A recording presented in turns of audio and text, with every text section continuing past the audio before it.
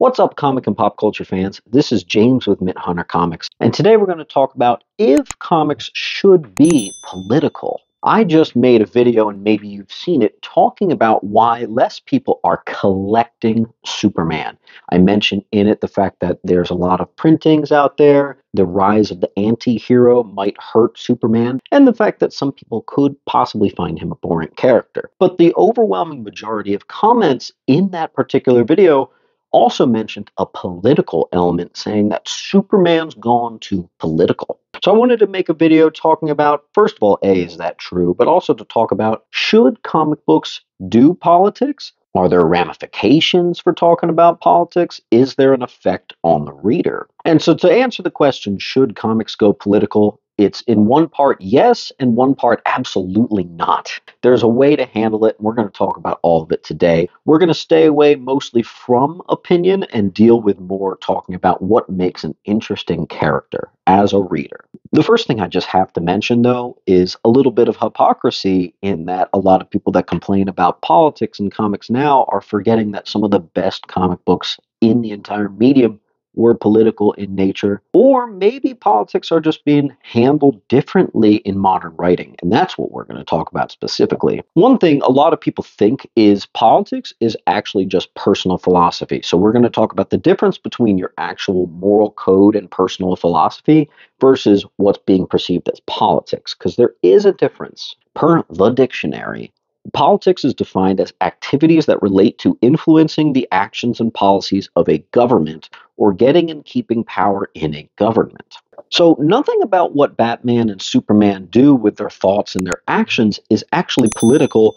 It's just their personal philosophy and moral compass. You see, in order to make a compelling character and keep readers engaged, you have to be emotionally invested and feel some sort of relation to the character.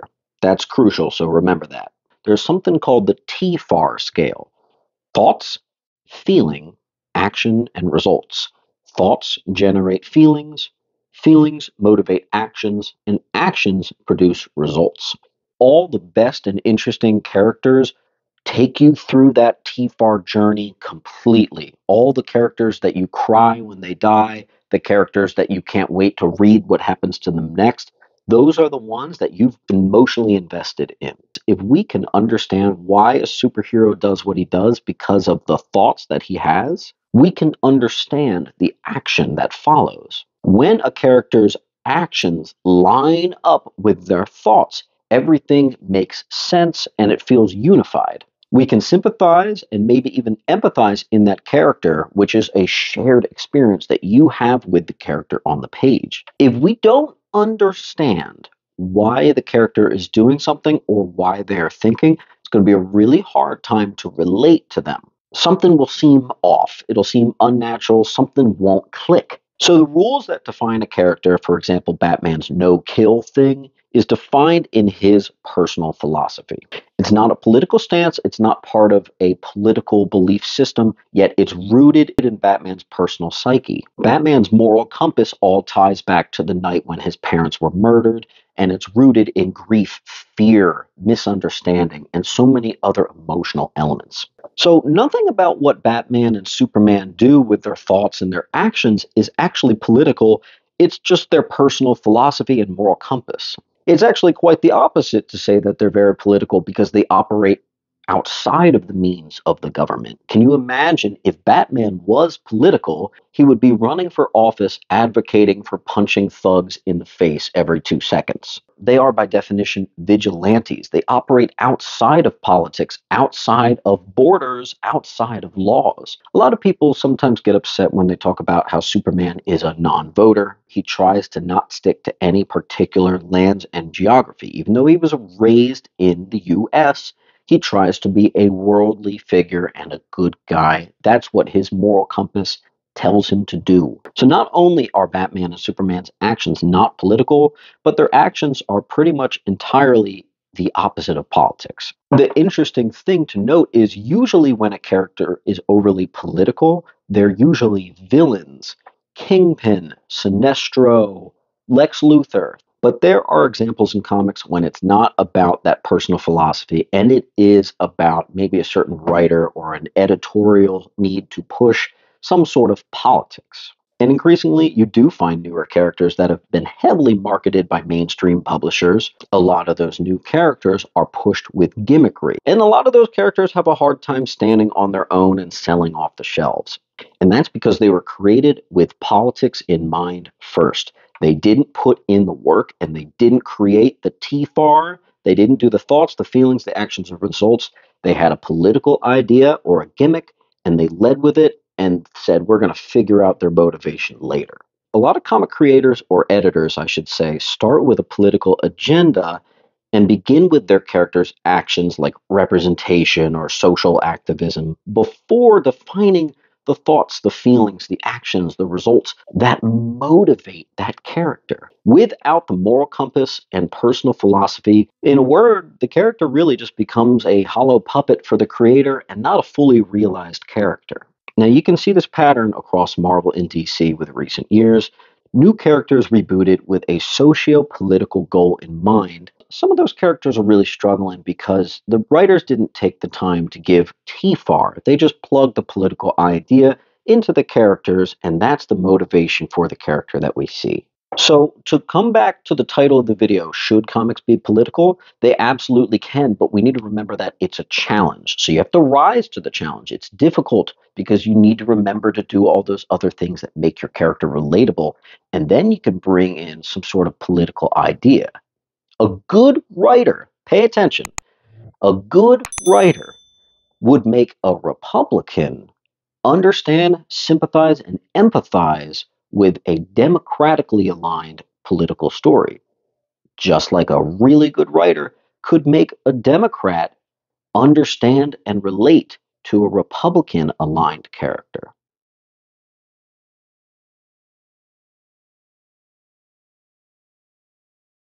It's all in good writing, friends. I don't think there's a problem then with having a political comic, but you need to make sure that political action is not first. That has to be a byproduct to the motivations of that character to really make them interesting and relatable. Otherwise, it comes across as pandering. Now, if you're having a problem with a character just because they're gay, that's bigotry. And that's something that a video like this can't really help you.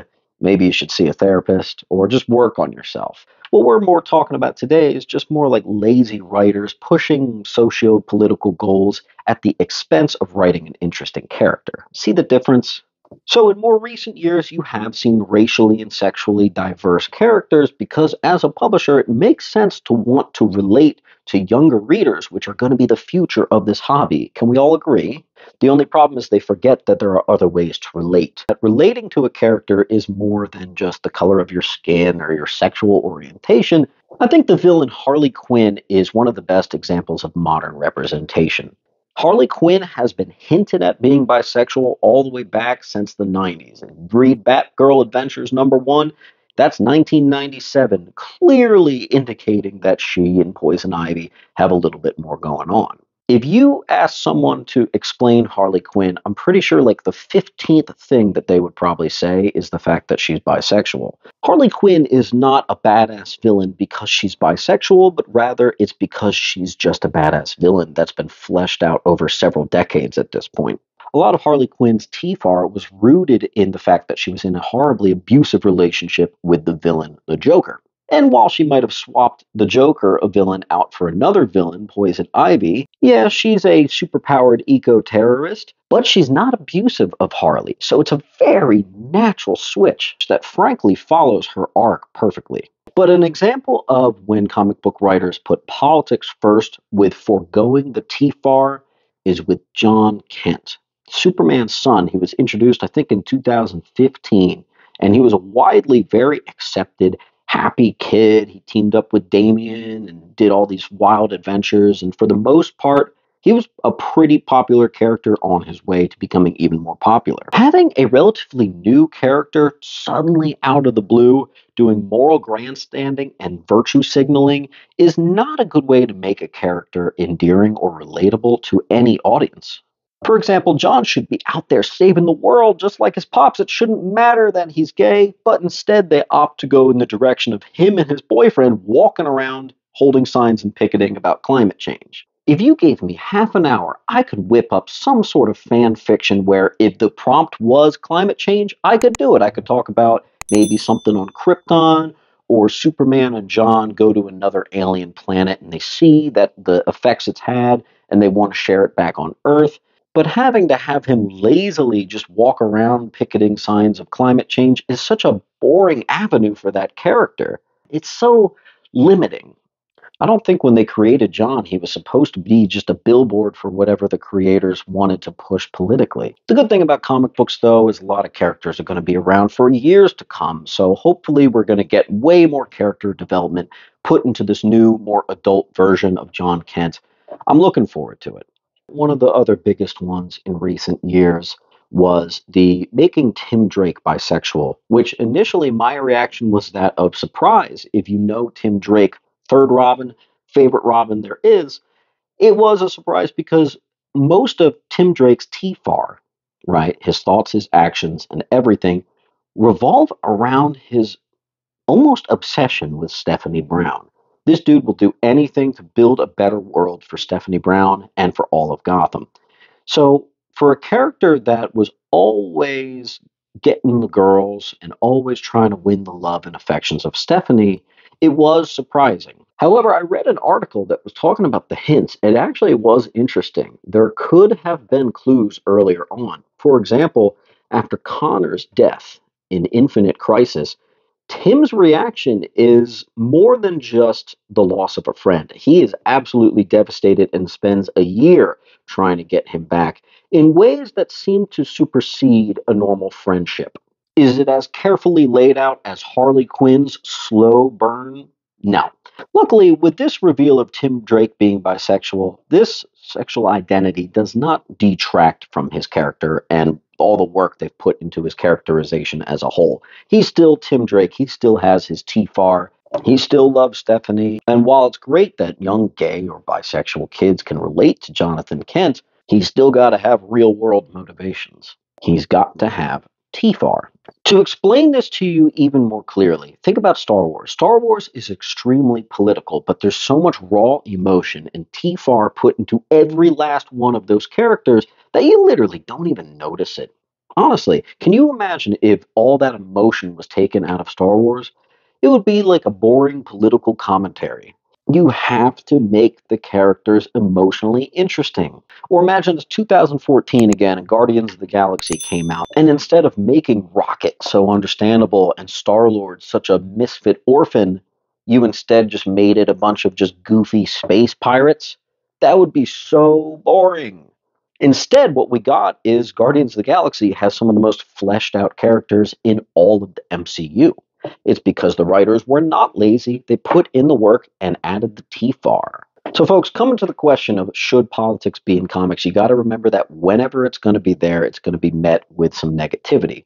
However, if you do it right, you could have another Star Wars. You could have another Guardians of the Galaxy.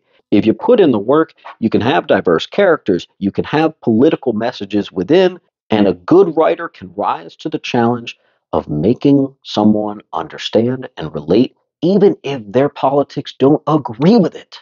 As I said earlier in the video, a good writer would make a Republican understand a Democratic story, and a good writer would make a Democrat understand a Republican aligned story. Additionally, Superman being a non voter and caring about the world as a whole is not political. It is the exact opposite. It is his personal philosophy, and it's what drives him, and it's a choice he gets to make. I love reading those stories of Black Panther versus the KKK, and Jon Stewart giving Hal Jordan a lecture on ignorance. Those amazing characters have the TFAR to make them last another 300 years. But you gotta put in the work. You gotta be respectful and smart as a writer, and you gotta think about the good of the character. Anyway, guys, I was happy to do this video and talk about this today.